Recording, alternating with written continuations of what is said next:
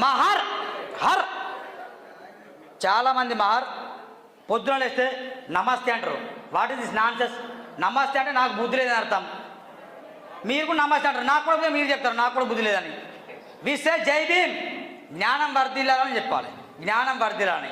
ఆ దిశగా మనం అడుగు వేయాలి. పొద్దున లేస్తే నమస్తే నా నమస్తే క్యాయే నమస్తే కిసుకోపోనా నమస్తే. కొంచెం మనం చేంజ్ కావాలి. మహర్ అంటే ప్రాచీనంలో కావచ్చు, గ్రీకులో కావచ్చు, సంస్కృతంలో కావచ్చు, మనం పేర్లను పరిశీలిస్తే మనం యోధులం, మనం ప్రసిద్ధులం, మనం గొప్ప వాళ్ళం, మనం ఋషులం అని దాని అర్థం.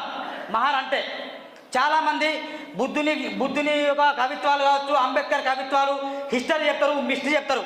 కానీ హిస్టరీనో నేను మిస్టరీ చెప్పడం రాలేదు. What is Mahar? మహర్ అంటే మనం ప్రబుద్ధులం. కానీ మనం ఎట్లున్నాం? మనం వాస్తవానికి ముఖ్యంగా మనం నెగటివ్ థాట్స్ ఆలోచిద్దాం.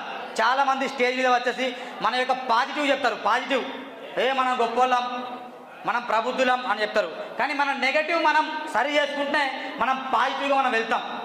కాబట్టి నేను ఏమంటున్నా అంటే there is no value for your vote, there is no value for your power. గెలిచిన సర్పంచ్లైనా, గెలిచిన వార్డు మెంబర్లైనా ఎందుకోసం గెలిచాం, ఏం సాధిస్తున్నామని ఒక్కసారి మనం ఆలోచన చెయ్యాలి.